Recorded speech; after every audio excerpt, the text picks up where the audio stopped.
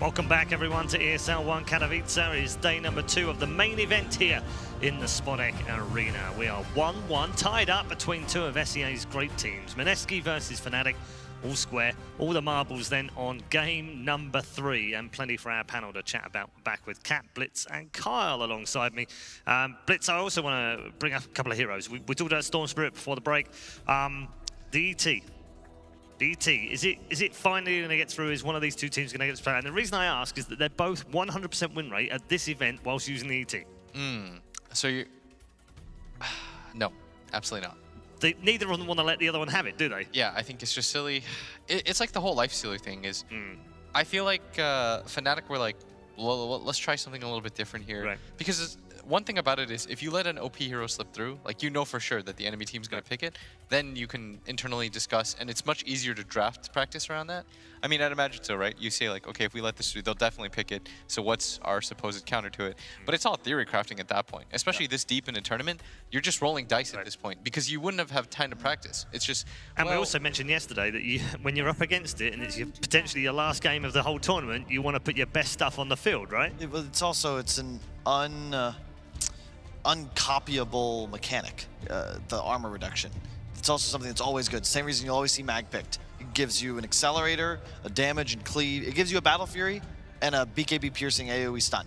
Well, we're kind of done because it's been banned. Yeah. The Pango was the other one I was going to bring up, whether that would get through, and again, it's been banned. Speaking of like OP heroes, first pick heroes, that I didn't really feel the impact of Chen in that game, right? No, like, you guys didn't either, right? I mean, I think it's because he didn't really have a place in the game. Yeah, and that's kind of where I'm leading to, right? Is that they picked up this Chen, and then they picked a lineup that doesn't work with the Chen at all. Chen works in a lot of different lineups. It just felt like in this one there was so... I mean, you have no disables to be able to play off of. You want to bring your ganker to the lane, yeah, right? Exactly. But who was that? The Jug? Like, what's the strat? I remember watching them try and kill Storm. They brought in a summon on the Lesh, double warded, but it's like, what was even that plan? I think they drafted around the fact that they saw the Phoenix on the other team, and then I feel like they kind of got led around when it came to the draft. Like Mineski just kept doing one-on-one responses, and suddenly you're put in a position where it's like, well, we actually have no lockdown and we have no way to enable our Chen. And in that case, it's actually I feel like the Leshrac that was actually the biggest stumbling in the draft in that regard, because like, it doesn't seem like it, right? But then you look back at it and you've got this Lesh. You've already kind of handled the Chaos Knight with the Troll pick, right? The Leshrac doesn't provide a whole lot for you against the Phoenix. And once you transition the Phoenix into a 4 position, that duo isn't great. Right? I get where you're coming from, but I'd argue that it's way easier to build around the Lesh. And the reason you see that as the hero that's out of place is because the Furion and Jug did not appropriately match. So you didn't like the Furion last pick? The Furion last pick. Just keep the Lesher core in that case. Last pick your support. Yeah. Draft is well underway. Profit has switched sides. We've had exactly the same 6 bans, 3 on both Fnatic and Mineski, exactly the same. The opener is exactly the same, but it's not Fnatic's opener, it's Mineski's this time. Well, and we're seeing Furion and no Chen. Pretty interesting that they just like discard that hero this time. The Nyx you were hoping for as well. Yeah, Mineski had it was a last pick Profit last time. Fnatic make it a first pick this time round. Fnatic had a first pick CK Phoenix opener last time. Mineski have opened with it this time. I love globals plus Nyx. And that's part of why I liked Storm Tree. And it's been a combo for so long because the tree helps Storm sustain the early laning phase, increases the survivability, and then late game, you're providing tons of vision, and Storm can just be like, oh, target acquired, you're in. Now all of a sudden 2 heroes are on top, and Fury and Nyx kind of accomplishes the same thing. Real hard to play Phoenix against Nyx Assassin. You always feel like you're being hunted. Yep. There's always a hero that can get on top of you. Oh, okay. But that's why it was a bit weird. So it was the in-game feed that had swapped. So we've swapped back. So Fnatic have exactly the same. I thought that was a bit weird. I was going to say. They just copied their openers. So, yeah, Fnatic have opened CK Phoenix. Is Chaos Knight Phoenix like really good versus a Chen opener? Is there something that I'm kind of missing in that regard? Like, yeah, maybe you can't pressure the Chaos Knight as much, but... I think Phoenix has always been looked at as a counter to Chen in some ways. It was something that Tal always liked to do, fly. And I believe it's just because you slow down the game state, you're really good at just defending objectives, and you inevitably get too powerful. The egg plus the spirit spam like kills off the creeps. And Chen is like a pressure laner, But the new Chen is not like, he's not diving towers like finding kills like old Chen, where you got a couple creeps and just crushed a lane and you're at the tier 2 by 5 minutes. It's a lot slower paced, more about map control. I like the fact you brought up the Chen change, right? Because the old Chen, like you bring in some Satyr creep, and Phoenix is already kind of a weak laner. That weakness is going to get exposed real quickly. But the newer Chen can't really do that. Yeah, he's buffing his carry. He's like this assistance guy, not the utter lane dominator of old. Another Jug, not. I like it. They at least they got a stun with it this time. CK Jug's got great synergy. And it was Mineski that had the Jug in the other game. Fnatic's turn to hit. I like that. Yeah, me too. It's nice against the Phoenix. It's always been nice against the Jug. You can always enrage during the Omni Slash. Great with Nyx. Yeah. You have 5 seconds of stun. Ursa gets off the double overpower. Like, it's untold amounts of burst damage. It's a really good combo. They needed a Roche hero too. I feel like always, like whenever I see a lineup that doesn't have a natural Roche taker, especially in this meta, it feels really awkward. Especially as Radiant. Yeah. Didn't even answer to the Chaos Knight, right? Like, obviously, it's super good versus Jug and Phoenix. You have no AoE, but the laning phase matchup, you're one of the few heroes that doesn't care about Chaos Knight in lane. Chaos Knight actually has to run away from you. I'd like to see another way of initiating for Mineski. Nice. And Fnatic take the line. I think maybe just in case Mineski were I think this is like a Storm thing too. Because Mineski could very easily have taken Storm there, and it would have been a fine Storm pick. There's no way that you could die. Yep, and it's again that same concept of you've got this now. It would have been a Fury in support. You'd have strong lanes and all this hunt potential. All you need is this hero to capitalize on this reach advantage, and it would have been a repeat of game 1 where Mineski can just hop on top of Fnatic and pick a target at their leisure. The one downside of Lion is just that he's weaker in the laning phase. After the buffs to his stun, only 70 mana level 1. It's a bit better, a bit more damage on it too, but you still get bodied pretty hard by just a Furion with a Blightstone hitting you in the face with some treants. Could have been a sick puck game too before this, but yeah, Lion kills that. And now, be interesting to see what Mineski goes for, because you kind of need AoE damage. You don't. You're all single target right now. You don't really have much to deal with the Phoenix Egg. I know Ursa is effective, but later on in the game, it's a lot like why I didn't like Clinks against it. Like Clinks against Undying as an example, because you'd waste your entire strafe on the Tombstone, and you want to be relied upon to do burst damage. If Ursa's just killing the egg, he's now out of position in the center of an engagement. Yeah, Probably has to blow his BKB or he'll get stunned or hexed. I think they sort of need another jump so that their Ursa doesn't have to just... Because right now, like, taking a fight's going to be awkward for them. Like, if they can't ever jump on the Phoenix first with Nyx, and if you start pushing down towers with sentries, it's hard for him to ever get in there. And you don't want your Ursa to have to be the first one to commit in a game like this. Otherwise, like, the way that you play this game if you're Mineski is just to do that, like, hit and run style almost entirely, like they did in the previous game. Against Chaos, but obviously they ended up losing that one. Do you just meatbow? I don't know if I like the Ajin meatbow, but they did it in a similar spot earlier in the tournament. It's a pretty good counter to the Jug, and the Phoenix, and the Lion. It's a bit of a problem against Chaos Knight Lion, isn't it still? Yeah, I like this more. I was thinking this is probably your staple, right? They obviously like the Lesh. This would be the 3rd game in a row they selected.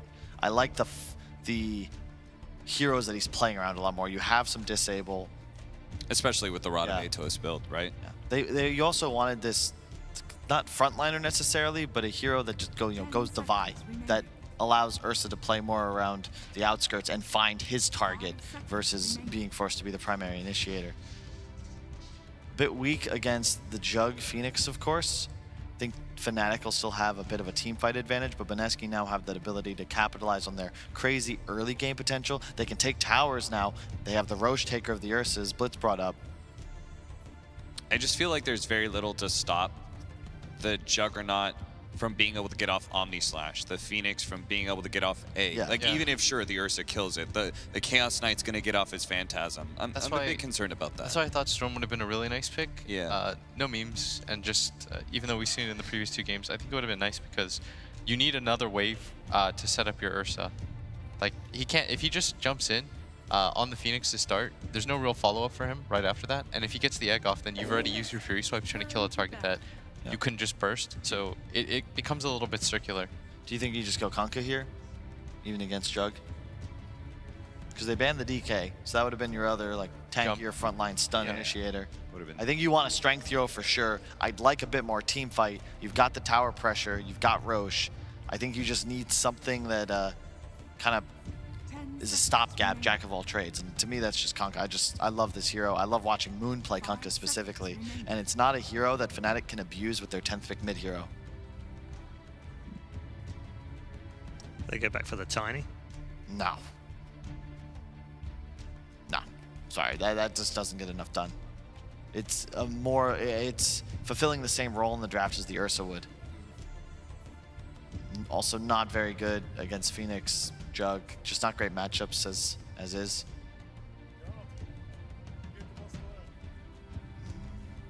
Yeah, I like no hero better than that. I could see a Monkey King perhaps. Oh, they take Okay. Deuce. Okay. Okay, so they're going the other way around with it, where they're going to try to play the Gorilla, and then they're going to get an Aegis on their Deuce and just push and let her front face for you, and then counter jump. When you were talking about the Phoenix and like the whole Clinks, like you just don't want to focus down this egg so much. Like I thought about the Medusa just because the matchup of the Chaos Knight and the Juggernaut is so good, and you're just one of those heroes that can stand in front of these sort of team fight scenarios and feel okay, right? It's a good point because now you're in a position where Paul was saying like the Omni Slash. Like, you were saying how do you stop them from dealing it? Well, in this way you don't mind. You're gonna plant Medusa between the Phantasm, the Omni, the Egg, and his squad. You force Fnatic to go on a target that isn't ideal, and then it frees up the rest of your draft to just stay safe. It's about if you can kite and trade Stone Gaze for one or two of Fnatic's ultimates, your team fight all of a sudden becomes unstoppable, and you There's can start just walking a down very lanes. small thing of like, at that time, Lion had already been picked up, right? Yeah. Lion mana drain. It's not the biggest deal in the world, but it's gonna be annoying. For sure. And OD is in the pool, but Wow. you go for the TA. We haven't seen one yet, right? Is this the first pick? It's one of the Deuce counters. You beat him in lane. A well-played TA versus Deuce can actually crush the matchup. It can go either way, but TA can snowball. And really it good fits against into Blitz's Nyx. whole, like, they didn't have a Roshan taking hero before. Correct, right? yeah, that's a good point. I like it. I like it a lot. I'm a bit concerned that they're sort of all in on this physical damage. A lot of single target on the side of Fnatic. I still think the Dusa provides Mineski a slight teamfight advantage. They also should be able to take early towers. But it's a far more even draft, I think, than the first two games. Will? I think I like Mineski's draft. I feel like they can do it for whatever reason. I think that as long as I think the Dusa works for them regardless, because I think he's going to be able to protect that mid tower. And if he can protect the mid tower, if they can bring the Nyx in at a decent time, they can just largely ignore the TA and force engagements around that top and mid. They can get Roshan at a reasonable time. And I guess the one thing is fighting Roche fights head on is kind of difficult because they'll always have TA traps and Phoenix, but I think Mineski might be able to do this. I just feel like Fnatic will have the pit control. Like, they'll have vision advantage. Yeah, plus Phoenix Egg. Yeah, it just feels like you can't there are no spells Mineski can use aggressively to win team fights the same way Fnatic can. Feels like Mineski, and this is an SEA battle, okay? They're both aggressive. I think the team that has an easier time doing so is more likely to put off. I'd favor Fnatic slightly. And this is also predicated on, even still, like they actually have to do okay in the laning phase, right? This Dusa line can still get run over if they happen to have a bad laning phase and like everyone else besides the Dusa just falls to team fight. All right. Good stuff, as always, from our panel members. They're looking forward to a firefight between the two SEA giants. Let's head over to the arena for game number 3 for exactly that.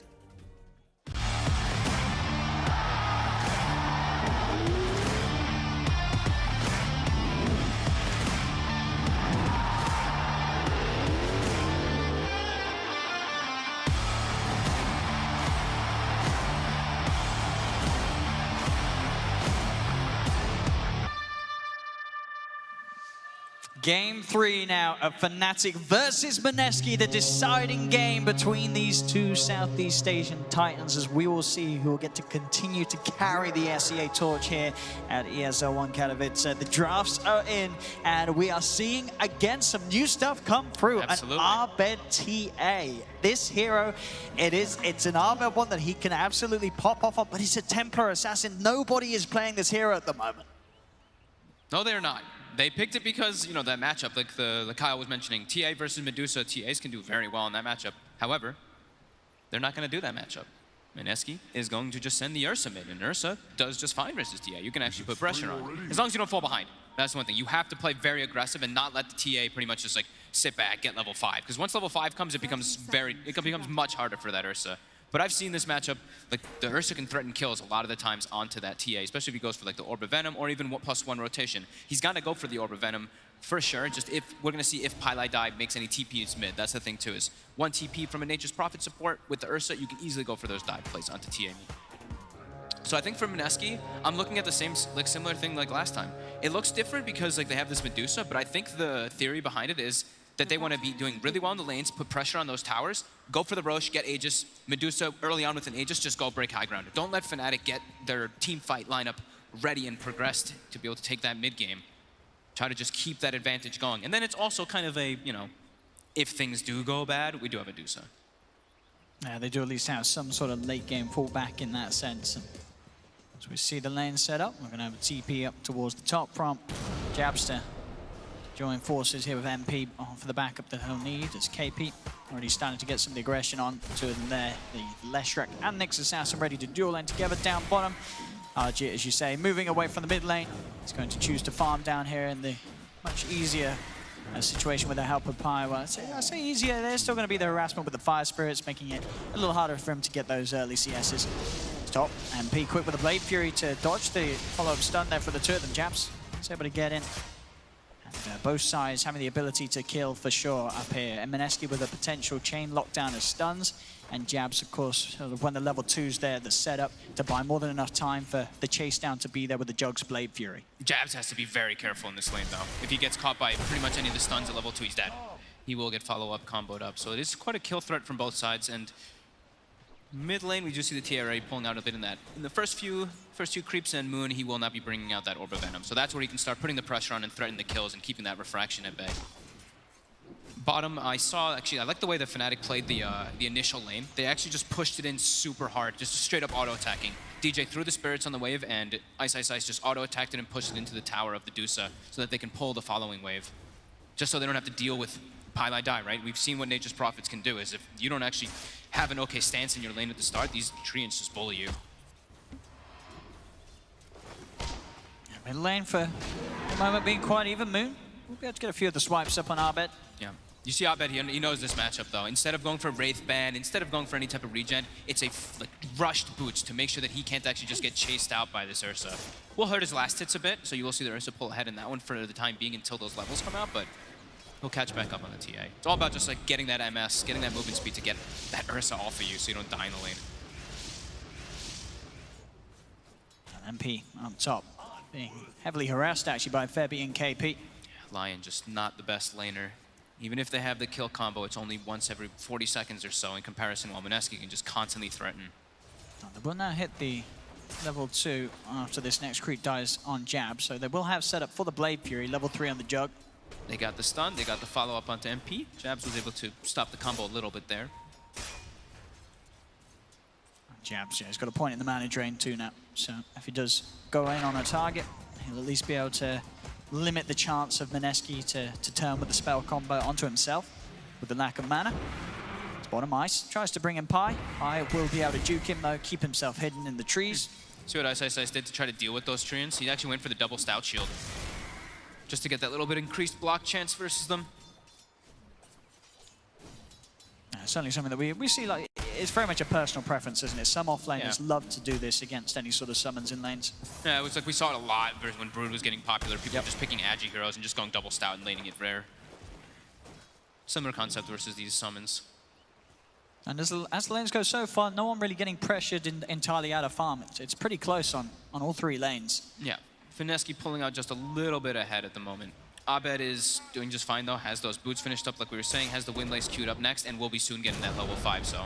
We get the 2 stuns off here onto MP, and The of course with Edict. the Diabolic Edict, Blade Fury won't save him against that physical. Stepping up too far, getting overconfident.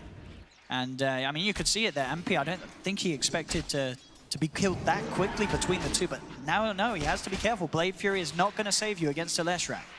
Top lane is definitely the biggest issue for Fnatic. Moon dropped quite low in that mid lane. With the wind lace, he actually has a one less movement speed than Abed actually with the boots on the TA. And oh, that side blade actually just clipped Moon while he was salving. Oh no. He's Yeah, going to actually have to take the walk back to completely. base. It Yeah. literally just clipped him right on the edge of it. That is a painful hit for Moon. Nearly as bad as dying in the mid lane. That's going to give a lot of space for Abed to get an easy couple of waves to himself. And he knows too. Like as soon as he sees the Ursa's just gone out of the lane, he's like, all right, yeah, I did get him. Top Febby has been chased. He'll get the Spike Carapace out, but MP, he's on top of him with a Blade Fury. Febby will try and deny himself to neutrals. Not going to happen. Fnatic will get the kill upon him. DJ wants to secure the farm and also secure these bounty runes. He knows that bottom's not really going bad, but it's not like they're actually putting much pressure onto the Deuce at all. And Ice is okay down here now with that double stout. And Ice looks like he's going to get maybe both bounty runes too. He is, and up top as well. Fnatic, they'll be able to get the 2 there. They got all 4. 4 bounty runes for Fnatic. Push them a 1,000 gold ahead. Jabs does get caught out by the stun. KP chases him down with the Edict. So at least Mineski will find a kill in return. The bounty rune trade obviously favoring that of Fnatic's play there. As MP, I mean, extra attention being drawn up here. We did see Fnatic originally send the 2 supports up here to help out, but now MP is alone. Yeah. And there are 3 members of Mineski here. If MP steps forward, gets caught out by a stun from the trees, they will be able to kill him, so MP has to play very careful. They want to get their early night wards down in the mid lane and also just... I think probably the warding mission is the most important one for us, because setting up for a gank on mid is still quite hard, even if TA has 6 with traps. So I think that was just a smoke to get some wards out. Jabs. Oh, Actually missing the stun there on Pi. intentional. So TA, we haven't seen this hero much, right? Because now, especially with like the removal of the second ancient camp, it makes this hero's like just a lot harder to play, because you used to just rely on, all right, my lane's going okay, but then boom, I just hit level like 10, level 12 super quickly because I just have these double ancient stacks or ancient stacks all over the place. Now there's only 1. So you have much less to work with in your snowball factor. Pretty impressive stats as being shown there. Abed with the 2nd highest win rate on this hero. He has played it a lot.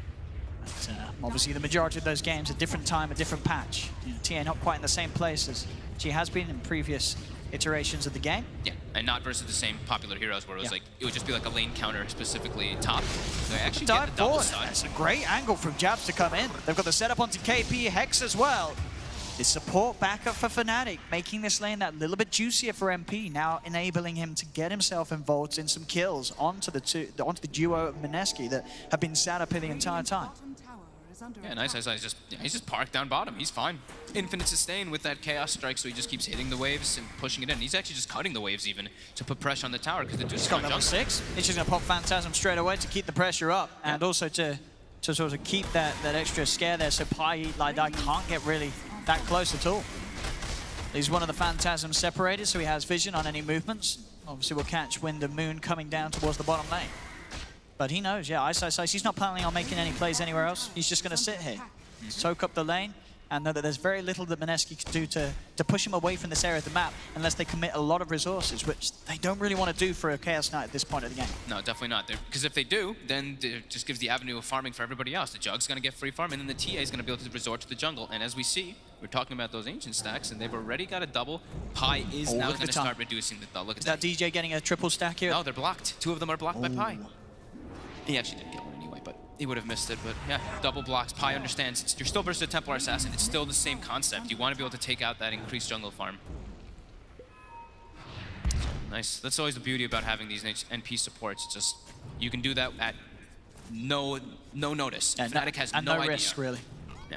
Very unlikely that they're going to be there set up to try and catch you. Because even Abed, he might clear this, and he has no idea that these were blocked. He doesn't know that DJ missed one of the stacks, and then it's also a block on the Ancients as well.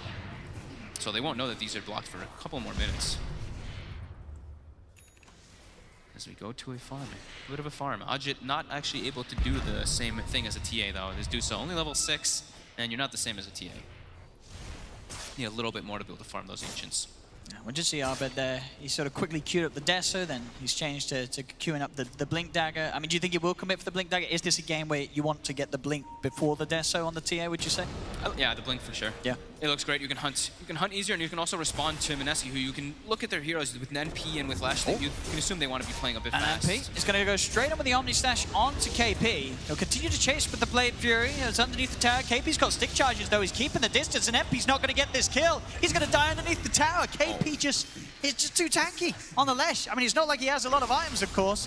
He's just walking around. I mean, the extra bit of stats from the crown, pretty much, and the stick charges meant that the combo from the Jug wasn't enough to get the kill. Same time down bottom, Ice. We'll hold back Moon with the stun. Mid lane, DJ actually solo killed Ajit as the Phoenix while that was happening up top. So, sure, they lose MP, but he kills the Duso, which is, I mean, fantastic. Almost level 6 now on the Phoenix. And just like last game, he's approaching a Spirit Vessel quite early on. It looks, I mean, yeah, compared to last game, it's a similar track and position for DJ to be in at the moment at this Phoenix. He had a fantastic performance in game 2, and if he's going to get kills like that, he's going to continue to do the same this time around. Moon. He has got the Enrage. We'll see Ice and Abe continue to chase. The stun comes out. The Phantasm there to help do the damage. As the Sprouts there from Pylite Eye. In fact, Moon. He just gets pushed out of it. That's a feature. He'll manage to get himself somehow out of the Sprout, but he will still die. They get another stun out, drag him in with the Phantasm. They'll kill him off. It's back towards the mid. A trade happens between the two, the Nyx Assassin and the Phoenix going down 1-for-1. I think KP, I think Mineski's probably happy with that kill. Look how much DJ just gave to KP, 504 gold, even though he killed Fabi. And now Supernova's down. So now they can look to make an aggressive play, because that's the one big team fight that rallies together Fnatic. So they could look to pressure this top tower. I think they want to pressure at least one tower here when that Phoenix is dead. And it's 10-minute mark, so those catapults are starting to come in. And it will give space to Ajit to just sit back and do the jungle. 3k lead though, for Fnatic. Moon charging in towards MP. Yeah, they're gonna have a stun from the line to the back. At the same time down bottom, Febby playing around with them underneath the tower, but it's gonna be top when Mineski get away with the kill. They get the tower, they dive in, they get jabs, keeping it even on the kills now. 5-5 between these two teams. And bottom lane, DJ is very low. He throws the scan on top of himself to make sure that Febby isn't going for it, but DJ's sitting dangerously low. As Febby still has the Vendetta for a little bit longer, doesn't have mana for a follow-up though. Now I mean, if he did, healthy. Yeah, it could have maybe been enough, but yeah, DJ, he knew that there was a high potential that the Nyx Assassin was hunting for him. Yeah. More space for Arjun around this safe area of the map. Egg is still down. They were pinging the tier 2. They want to continue the pressure. They still have their catapult. Yeah, I mean, this is a lot of pressure that Mineski are being able to put on without the need of their Deucer to turn up. As top, they do get the stun onto KP. KP gets off the Diabolic Edict. Ice trying to chase, but the Rift won't be there in time before KP's out into the trees. He'll get himself away, TP out. Fnatic aren't going to waste any more time searching for him. Yeah, it even got scary. If Ice does Rift, he's at risk of maybe even dying to that Lesh before they even to catch up there to go for that kill. And an instant smoke, so they respond to defend that tier 2, and then they want to make a quick movement just not to be obvious. The pings come out. Punish. They want to find whoever's farming this area. At the moment, it isn't the Medusa. Archer's moved away. It's just Moon who's around at the moment. They'll look to just position on the high ground so they catch anyone moving up to here. They can get a ward down, but there's a sentry already there. They'll see Moon. The stun is it's a bit of an ambitious one there for Jabs. So not quite nearly the range needed to get a touch onto Moon. That one was really... Ooh. All right, Jabs, just making sure it still works.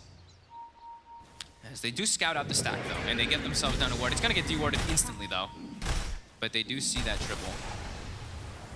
As the NP ult does go, it bounces onto a lot of the Ancients. Ice, he's deep. He's having a poke at Arjit. Arjit's got Febby and KP by his side, though, so Ice needs to back away for now. Jabs gets the stun in from the side onto the Deucer. They're going to dive forward. DJ look for the perfect position. The finger comes out to Arjit as well as the Blade Fury. They've killed the Deucer off to start the fight. Abed's even able to pick up the courier as well. The Supernova successful, so DJ back up to full health and mana. Mineski are trying to chase back now that they know the Supernova's being used. It's constant buyback on Arjit. Jabs holds back 2 with the stun. Febby still with vision, sets heads up with the stun out onto the TA. They're going in, but Ice, he'll turn, he's ready to fight. Rifts back Febby. He'll get the stun out as well onto KP as 2 more will die on Mineski. Dive forward from DJ. They've got the Spirits, the Vessel out onto Moon. Arbeck can close the gap. Moon slowed down by the trap. Fnatic, they find 3, they'll find 4, as that's going to be a triple kill for Arbeck. Fnatic not messing around as they go in, diving behind the tower. Ice ready to start. Heads up, play there for jabs. They just destroy Arjit at the start of the fight. They blow up the Medusa. He tries to buy back, but the fight's already lost. And they lose their whole ancient stack that the Medusa was hoping to be able to farm. And look at this Medusa's farm now. Bottom 4 net worth. Her game is done. It's over for the Medusa, it feels like. I mean, she's just gonna get ran at now by these Blink Daggers. Blink Dagger TA was level 12. The DJ Phoenix is already jumping on top of her. This is... How do they make space for us to come back into the game? Arjit has just suffered greatly with the pressure that Fnatic have now turned up with. They're gonna need, honestly. I mean, it only is a 5k lead, but they're gonna need a miracle because of how far behind he is on this Medusa. It is one of the lowest farm I've actually seen on a Medusa in a very, very long time. Mid. Moon. He's head in. He has got the Enrage. So we'll be able to run away. Ice. Pull back again, but... Yeah, continue to poke. TP will come through from KP, so Ice not going to try and commit any further. But a very slow and painful start for Arjit. And this was sort of a Dusa move to the safe lane and hope that he sort of had that better start to propel them forward. Dive comes in just in time. Febby did get a little greedy going for the Vendetta hit before the stun. So DJ was allowed the time to react and get out of there. Dire's middle tower is under attack. This is not the position that Mineski wants to be in at all. They wanted to be the ones having the aggressors, having 4 heroes, or 3.5, and Pete kind of TPing in, and just having the Dusa being able to farm on her own. Now they've lost so much map control. They lose their contingency of farm that the Dusa was relying on with that ancient stack, and it's just a lot all the way from here. A lot of pressure now on the Ursa and the Lesh, as they have to make so much happen, both KP and Moon, in order to just somehow turn this into a game where Arjit himself is allowed to have any sort of game. I mean, it's pretty much all on KP, to be honest, because Moon has the Midas that he just went for. So he picks up the 15-minute Midas, which is not going to be like some Blink Dagger. It's going to be really just KP with that drums and that Atos build to be just taking the fight to them, and immediately they're looking for Rush, but they're going for the risky plays. They're against Fnatic's TA. There's a TA who's going to be throwing traps in. Sure, they put a sentry down, but it's identified. Outside of the pit, Jabs and DJ will go towards Pilot Die, but Pilot is sort of trying to draw the attention away. It doesn't matter though, because Ice wraps in, they're into Roche, so Mineski, they have to get out of there. Febby, they don't have vision upon him, so he will be able to sit the pit. Could look for a steal here, as he's got a lot of timing left with the Vendetta. Fnatic, they are looking to finish Roche, so Febby, if he can time this right, I mean, this could be beautiful. That would be huge for them. He's patient. Still no detection down from Fnatic. DJ just, he now has the sentry. Oh, Jab's got a sentry in. They brought it in. They're prepared as Jab's got a sentry TP'd in. They'll see Febby, as Febby will not be allowed to stick around for any sort of steal around the Roche pit, as Fnatic will claim it easily for themselves. No threat of the Nyx Assassin sneaking around. Smart heads up play there from Fnatic. They knew there was a high chance that Nyx Assassin was hiding in the shadows. I think they're recognizing that they're just a billion times stronger than Mineski at this point. Mineski cannot take a fight at all versus Fnatic's draft, so they know the only way that anything can happen is a sneaky play there from Febby. And they've got the Blink. They pretty much have the Desolator now finished on TA. CK, the offlane, who got left alone after like the first few minutes, is top net worth. Oh yeah, I mean, he's going to continue to be there with his Midas. Ice. Having 2 games back-to-back on the CK. This looks very strong. Set up there onto KP. Pilot Die is going to reveal himself to the side with the Nature's Wrath, but it's not a lot of damage at this point. As Ice and MP continue to chase towards KP. Pretty much Mineski's biggest threat at the moment, but Fnatic are going to be looking to close him out and take him out of the game, and they should be able to do so with a stun, the pull to hold him in position for the Blade Fury to kill him off. That's Mineski's sort of strongest hero at this point in time, just being taken off the map with ease by Fnatic. Just feels so good having this like CK as your offlaner, who with this 5-second cooldown and a 3-second slow on Reality Rift makes it so easy for you to chase heroes down when he's having such a good start. 18 minutes in, 6k gold lead, the experience pretty much identical, and Mineski are kind of in a place where they can't make moves. It's so difficult for them to really do anything now on the map. because all the vision advantage that Fnatic does have and just how much durable they are now too. It's like 1800 HP on the CK. The TA is way too hard to kill. They can maybe kill jabs, but that's not the target that they want to go for by any means. You can see Ice knows how tanky and sort of sustainable it is. He's just charging in across this area. They've got feeling onto RG. Jabs will miss the stun. That is going to allow RG to get the stone gaze off, and that will keep him safe. So Jabs a little off with these spikes this game. Was that one hit that pretty much took out the whole mana pool though too? It was like 300 or 400 mana from one attack with that Deso plus meld. I want to see if we actually do get to see a double meld, because remember the meld debuff now does stack. That was the one little change that TA did get besides the meld debuff being applied first. But Jabs, this time he will land the stun. He's able to walk past the tower, find RG and the fingers there. Has no chance at all for this underfarmed Medusa. Did the finger actually do the damage? Did it actually do damage? I think he died before the finger hit. He died before it, yeah. He gets the thing because it goes off, yeah. but you know he only did 100 damage, so yeah, it didn't actually end up being able to do the damage. It's He just died. the raw physical from the TA. And there's just Marvel. nothing that Mineski can And with do the here. Deso, they can just push on. Mid lane, Supernova's going to come out. KP was trying to get the kill on DJ, but didn't have the damage in time, as they don't care about having to use the Supernova mid. All the attention from Fnatic is just pushing in bottom. They'll take the tier 3 tower. They're onto the racks. There's no Medusa in this game for 30 seconds. Even if she was, RG offers no sort of help at this point in time. As Fnatic, they're getting away with these racks. And Mineski, they're not even coming back. They know that there's nothing they can do to hold on to the barracks. This is going to be a 20 minutes racks being taken incredibly easily. No defense at all. Fnatic, they are so far ahead in this game 3. Yeah, there's just no way that Mineski can take any fights. It's going to continue like that, and I don't really see it changing from the way that this game started off. I mean, this Dusa is 300 gold behind the Phoenix. Bottom 4 net worth. They've got to somehow start to make plays with the Ursa. He has got the Blink Dagger Moon. Okay. He's working towards that Basher. They're going to need, some miracle plays coming out between Febby and Moon on that Ursa with this Blink pickup, but it's still so damn difficult as they're under so much vision. That's what ends up happening when you're playing versus actually, like, Fnatic and Mineski have been really good about their warding game throughout this whole tournament, but now you're also playing versus a Templar Assassin. So there's 8 traps on the field, too, that you have to worry about, that are constantly going to be scouting your movements. Jit's still struggling towards his first major item this game. He's nearly got the Manta style, but it's coming in at such a slow pace for him. And even then, how much is that Manta What does really it going to change? help? It's going to make him a little bit harder to kill, but his damage is still just going to tickle the side of Fnatic. And Arbed just fully kitted out for a sort of 21-minute timing on the TA. They just know they Blink can and Force. just keep going, just keep threatening high ground. They still have 30 seconds on I mean, if that they- Aegis. They have Phantasm. Why not? If they couldn't hold on the bottom lane, what is the chance of them doing anything about this mid lane push? Febby, they'll hold the 2 back with a stun. ISO Size just quickly turns, and Febby just gets deleted by the physical damage of Arbed. Up top, KP will TP back to try and help hold. There'll be a buyback from Febby, but another tier 3 falls. Pylite TPing on the front, Mineski. Will they be able to do anything more about this? They have the Ursa on the high ground, but Moon cannot afford to jump into this, as Fnatic will at least give some sort of, just a bit of a chance for Mineski as they back off. They won't force for the mid-racks as of yet. They know that they don't really need to. Yeah, they don't need to, and they were losing their Aegis anyway. They've got a good amount of gold that they can spend to pick up some small items here before they want to look to go again. And they still have tier 1s top, so they could look to push out that top wave and get those tier 1s and tier 2s and then continue the pressure after that.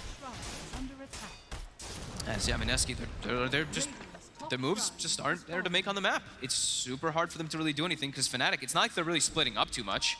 You see DJ is sometimes like splitting away, so is Jabs, but the 3 cores are just running together because they know this is all they really need to do in this game. Just group up, push the towers. There's no way Mineski can take any team fights. Especially with these 2 pickups, both the CK, Ice and DJ's Phoenix, they have 2 halberds. So any chance of the Ursa doing anything in the fights has just been entirely shut down. And even if the Dusa is able to get to a point where she is farmed, which she probably won't in this game, she will just get halberded twice. So, yeah.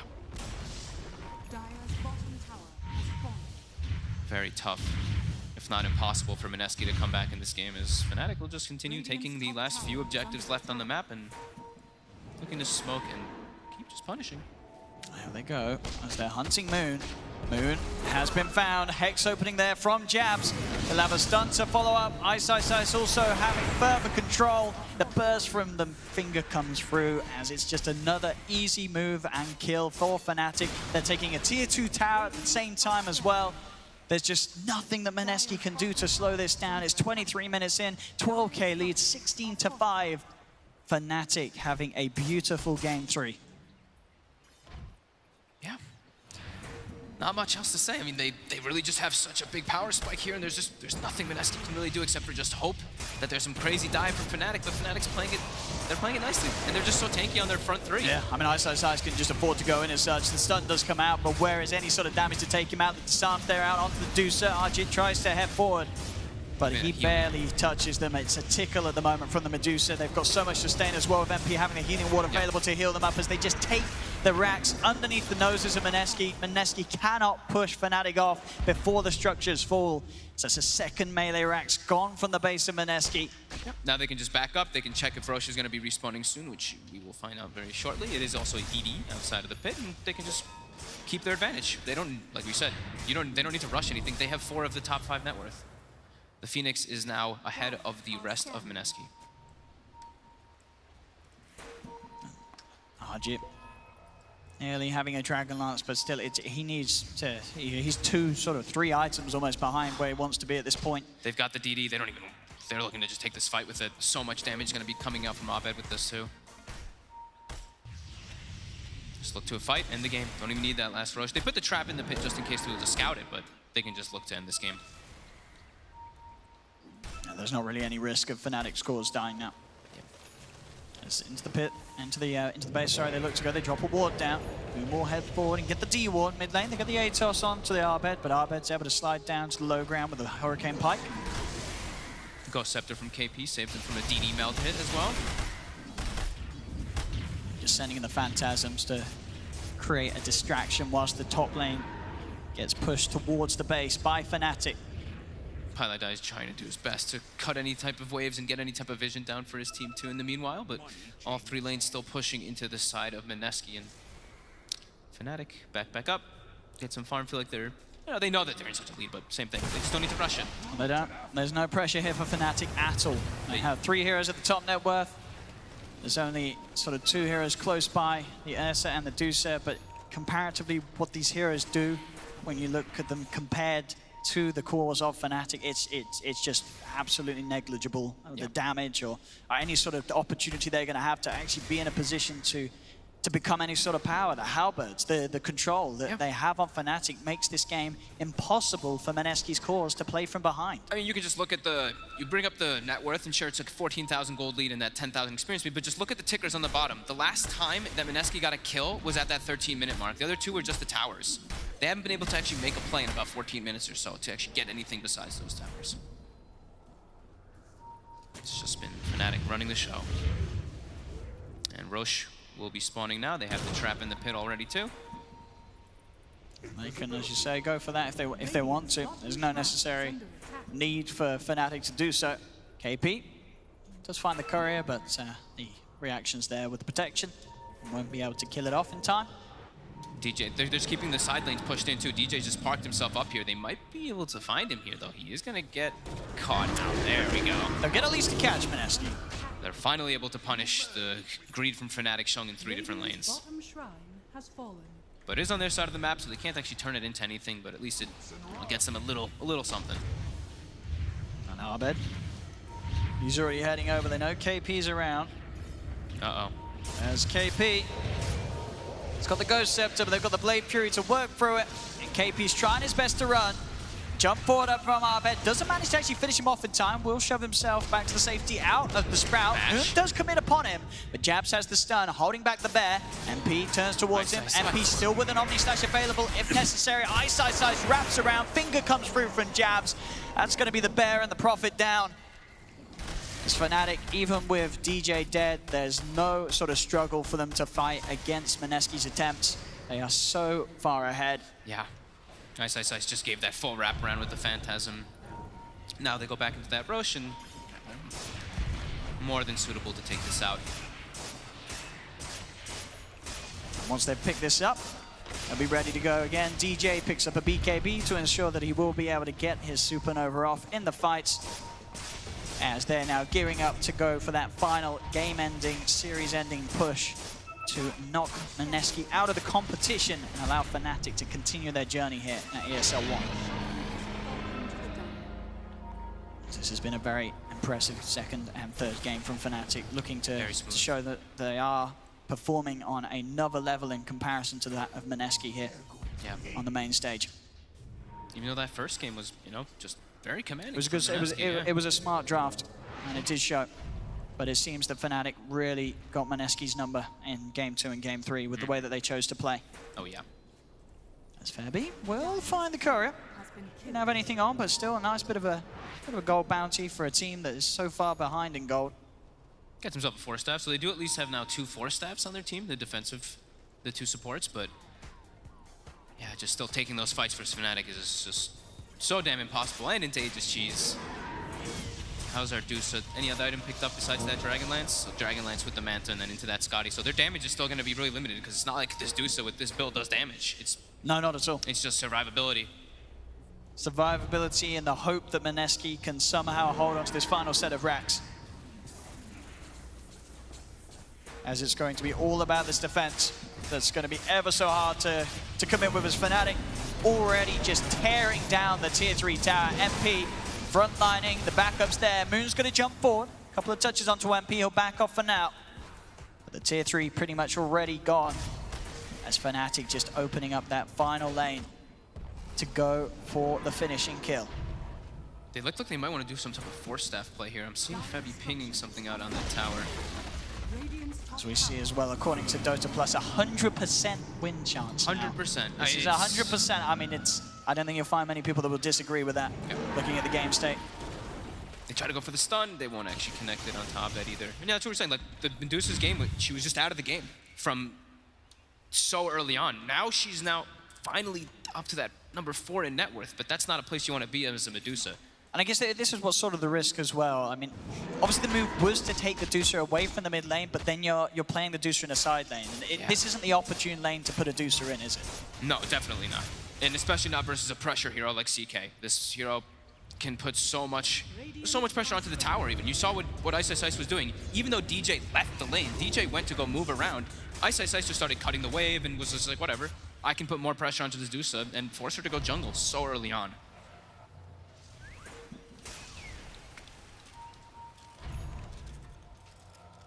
Okay. Actually change up from the Scotty. BKB going to be the choice for Arjit. I think they're recognizing there might be just only like 1 fight left inside of the game if he doesn't have an item. Like, how is he going to get a Scotty? How's he going to get out there to get that Scotty if Fnatic is just parked here? As it's a full butterfly now too for Abed. My goodness. And he goes, does get caught out by the stun from KP. Febby having to back off, pops the spike, Carapace, dive forward from DJ's, pops the BKB as well upon himself.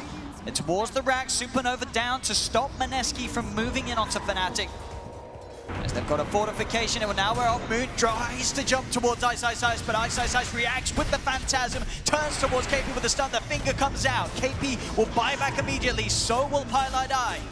As the racks are being focused by Abed, they'll try and hold back Ice within the base, but Fnatic are just focusing objectives. The top rack's being taken. Moon, he's trying to kill off Jabs. He'll come out of the Hex afterwards. Can he finish the line? He does. He's able to find the Lion, but they've already lost the top racks. MP dives in. He's able to kill off Pylight Eye a second time. As they'll buy back with the Lion, they know that this is the chance for them to finish the game. Fnatic, KP, burnt down, jump forward with the Omni Slash onto Arjun. He pops the Stone Gates in the Manta to get back, but Febby cannot escape. He dies, he'll buy back as well. They'll drag him with the Rift, the Ursa surrounding him, disarming him. Moon is forced back, but Fnatic will look towards cleaning up the base. GG is called, and Fnatic will move on here at ESL 1, taking the series against Mineski 2-1. And Game 2 and Game 3 were the dominance that I think a lot of people expected to see from Fnatic coming into this series. Absolutely. Just from start to finish of this game, there was probably there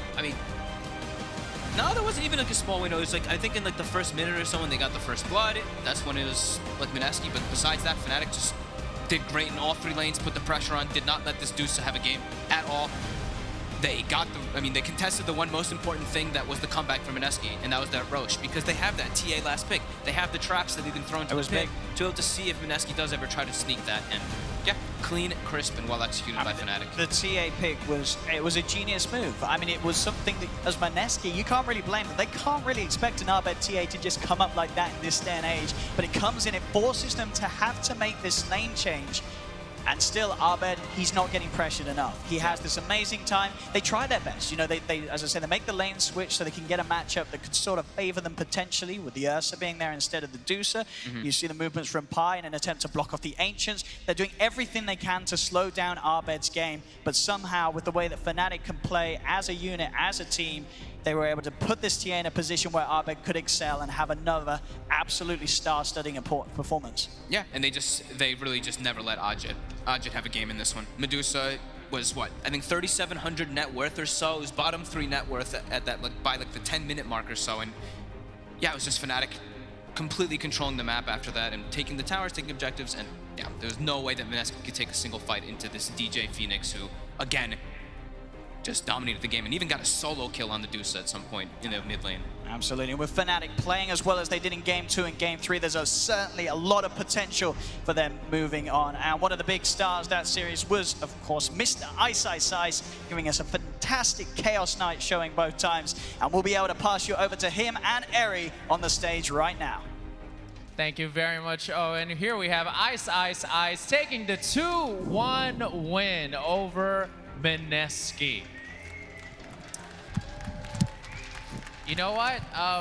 You were setting for a top 16 finish. You're now top 4. You must be thrilled. That's definitely above your goal that you guys were going for. Yes. Love it. Just poignant answer, as always. Ice, quick question, man. I mean, you guys seem that you're really gelling together as a team. What do you think were the factors that gets you guys to really just evolve and grow together so well? I guess we are friends. Like, we have good chemistry, so we are gelling as a team. What? I don't know. We can definitely feel it. We can definitely feel it. Oh! Dota chess. Yeah. Dota chess. That's why you guys are doing so well. Yeah, except DJ. DJ doesn't play. DJ doesn't play, but 4 of you guys play Dota chess. That's why you guys are at this level right now. Yeah, and Ragnarok. Ragnarok. Guys, take notes. These are what it takes to get to this level, okay? One question as well, of course, from one dad to another. You have a son. I have a question. Being a dad now, and of course, balancing your professional life, would you say that there are things that you've learned from being a father that help in terms of being a better teammate? Have you learned a few things that you've incorporated and just like, hey, this kind of makes me a better teammate? Not really, but I didn't expect like babies to be so smelly. I mean, it's not nice, you know, but when they poo, it's not good. But so your smell tolerance has gotten a lot better, and that might have helped, maybe. Question, Daryl, you have OG coming up for your next match to end this day. How do you guys feel about that? Gonna slay them? We're gonna slay them. Quick answer right there. All right, well, good luck to that. Congratulations, Ice Ice Ice. Give it up. Fnatic taking that 2-1 win.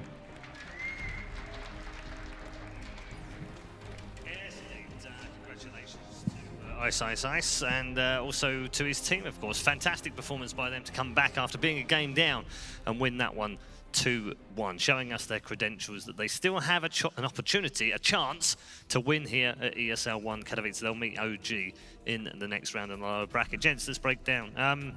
Cap, what did you make of that? Another great performance. Yeah, definitely. Fnatic just seem to be clicking. They look really good when they've got this team fight component. To be honest, I feel like the individual skill is just a little bit higher for Fnatic. So when it comes to being able to execute these 5-on-5 team fights, Fnatic just looks so nice in this game. They just ran over Mineski. Learned a lot, though. We're on the way, Mineski, haven't they? Because they had that horrible 6-game run in defeats in the group stages, managed to get themselves out, then got themselves through a round in the lower bracket. And we've heard them say many times, Pailai said continually through this tournament, this is about a learning experience for them. Yeah, and I feel like they should have learned a lot. I mean, they figured out some styles, what works, what doesn't. their drafting probably got a lot cleaner as a result of this too. Like how heavily teams will punish you, and more importantly, I feel like their Moon's kind of regaining his confidence. It felt like for a while they were just getting smashed, and as a mid laner especially, you're going to take that to heart. You're going to feel like, I'm not holding it down for my team. And in this tournament anyways, to me, he felt like one of the better mids. Mechanically, he was able to make so much happen with some of these more mobile heroes. And that's what I'd like to see from him more in general, is just to give him some more mobility, some more playmakers. That sort of Dusa style slowed down the tempo, I think, way too much for them. And I think they'll learn from that. There was also side lane Dusa. And I understand you had a matchup disadvantage middle, but it just doesn't seem to fit the way that they like to play. You want Medusa to be hitting, like leveling as fast as possible, because that's a big part of what increases your farming speed. Just felt like when Deuce is behind and he's the one that's to be relied upon, like the later you can pop Stone Gaze in a fight, the better the chance you can be able to turn it around. But it just felt like Fnatic had such an easy time getting that cooldown popped, retreating for a few seconds, and then just counter-initiating. Like we can see, well, Kevin will show us, sorry, I thought it was the replay, but it's him prepping.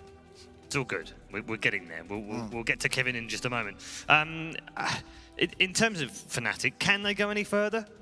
I mean, I know they said top 6, but I almost felt like that was underwhelming in terms of what they were aiming for. Top 4 should have been what they were aiming for at this event. They've done that now. How far can they go?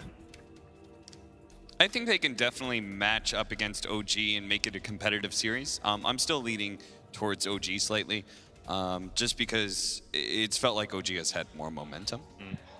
But yeah, I think Fnatic can definitely go farther. Okay, well.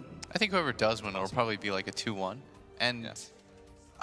It's weird because both these teams are very aggressive. Like they have very good early mid-game timings. And they both also have... They have this like weird thing going on for both teams where it feels like they're sort of figuring out their groove. They're finally giving Abed like the counter picks in mid. And it'll be an interesting, at least from a drafting perspective, like stylistically, they match up pretty good against OG just because they always know what OG is going to draft mid. So it should make Abed's time a lot easier.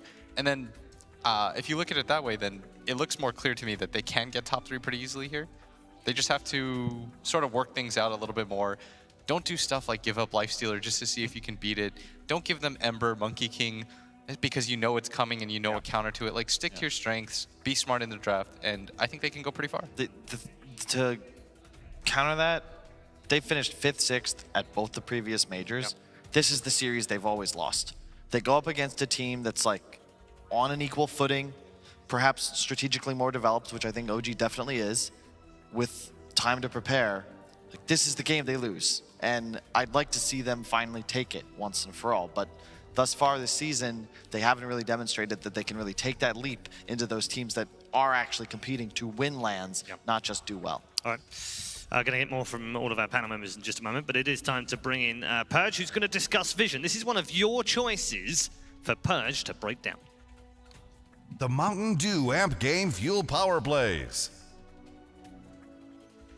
Hey guys, you want to know how Vision impacted a game in a team fight? So I have a couple examples from that last match. I'll start off just before the 6-minute mark. It has just become nighttime about 50 seconds ago. Pilot Eye places an observer ward down, and importantly, what he's doing is checking to see if the rune spawned. It did not spawn there, which means it's on the other side. He sees TA going down there, and he commits his teleport to guarantee that he gets this rune. So it might just seem like, oh, I wasted a little bit of TA's time, but imagine she grabs that Invis rune. Might go looking in the jungle. Maybe she finds Medusa and gets a solo kill. That could be really impactful, for example. So observer ward's helping out a lot. This is a crucial solo kill that DJ was able to get. He spots the Dusa when she walks into observer ward range, despite it being nighttime, and because Medusa has 3 points in split shot and 2 points in snake and no points in her shield, she's an easy kill because he had vision. And the funniest part is what happens immediately afterwards is that the Medusa ends up teleporting back in with a sentry ward to try to de-ward where she thought the ward was behind the tower, so it got Medusa even farther behind. And then later on, because Medusa's behind, she's currently sitting at the 5th lowest net worth in the game. Not a good place to be for a hard carry. They go to defend this tower, but she's a bit behind in levels. She has 1 point in mana shield, 0 points in her ultimate, and they're trying to defend this tier 1 tower because it's the key to Roshan. But it's a little bit difficult to do so. They don't quite have perfect vision in the area. Lion initiates the stun from the side, uses Finger of Death. They commit the supernova. Medusa dies and instantly buys back. And as a result of that, even farther behind. And all of these little things cascade and cascade into these next fights. Fnatic ends up retreating to the right and then swinging back in to re-engage. And they end up winning this fight. Medusa does not die back, but all these little things add up. And a lot of them start with information that's gained from vision. Thank you very much, Perch. Yes, Vision, often underrated, and we don't talk about it an awful lot, I don't think. Sometimes we don't get much time after some matches, but let's talk about the warding in this tournament, because some of it has been very good, and some of it has been a bit shaky. Well, it's not just the wards either, I don't think. It's heroes that have some sort of ability to acquire vision. That's why I like the TA pick so much in that last match. There's a lot of heroes in Dota that are popular now that are vision consumers, but these other heroes that are coming back, like Nyx, like Tree, you know, we'll see perhaps more TA. You use those wards that people have become a lot more adept at hiding, at placing, and you find opportunities now because you actually have the ability to turn this vision advantage into kills, objectives, hopefully a win. Furion's a great example of that. Yeah. There's no support that's more infuriating to play against as a support and try and de-ward a Furion, because you have no tells as to where the wards actually are. He just teleports somewhere deep onto your side of the map and he gets the vision down. Normally, in order to do that, it takes a smoke to be able to make that kind of confident play where you just move deep into the map and get vision down. It's at its best, infuriating. It absolutely is. Will, as a man who's been more of a core through his career, what does vision mean to you? Oh, vision is like the best thing and the worst thing. Because when I don't have it, I'm so tilted. And all I can think to myself is, man, I'm such a greedy dick because I have the gold. I've got like 3,000 gold. I see 4 wards in stock, and out of principle, I refuse to buy any one of those. Like that, honestly, wards make me realize like how bad of a person I am, because as a core, like I should just do it. Because vision determines so much in Dota. It allows me to make my moves. It allows me to farm. It allows me to make ganks. It allows me to make plays. It just allows people to do the same stuff to me. It's the most important thing in Dota that people don't really realize. He's the kind of Storm player that knows he's playing against, say, a TA, but never buys his own dust. Yeah. Because, you know, Why would you? Yeah, exactly. You know, Why someone don't my supports have dust? Yeah. Pretty much. Cap, how important is vision across the board, regardless of MMR? For the pub players out there. You know, for the pub players out there who are struggling, they're thinking, vision doesn't matter. The lower the MMR it is, the less vision matters. You can do some crazy stuff. I swear, playing in some party cube games with some like lower rank friends, it's amazing that you can have total vision of stuff and it doesn't matter. But do you think it's better for lower MMR supports to be more aware of giving vision to their team? That can win them games at the lower MMR. Sure, yeah.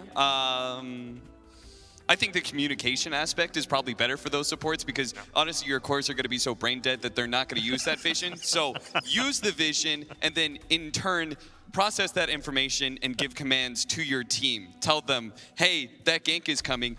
Listen, I always say this on stream, Jackie Mao has it right when it comes to playing pubs, okay? People don't listen until you repeat yourself over and over and over again. It's also a military trick where loud and multiple times, it will get people's attention and they will listen to you just purely for the fact to get you to shut up. All right? The gank is coming. The gank is coming. The gank is coming. It works. Do it. I remember one I had for sure, that buy armor against Slardar. I would say this every damn game we played against it, to the point where someone would die, they didn't have their armor item, but I'd be like, guys, remember, and we know, buy armor, okay, got it. Like, but they knew. All right, okay. Some hot tips here from the experts across, no matter what MMR you might be. Hopefully that helps you out in your pub games as well, although I wouldn't recommend everything we said on the panel. We're going to take a break right now. When we come back, however, we are moving on to the upper bracket final. Team Secret versus Gambit. Second time. It's a buyback with the line. They know that this is the chance for them to finish the game. Fnatic, KP, burnt down, jump forward with the Omni Slash onto Archie. He pops the Stone Gates in the mountain to get back, but Femi cannot escape. He dies. He'll buy back as well. They'll drag him with the Rift. The Ursa surrounding and disarming him. Moon is forced back, but Fnatic will look towards cleaning up the base. GG is called, and Fnatic will move on here at ESL 1, taking the series against Mineski 2-1. And Game 2 and Game 3 were the dominance that I think a lot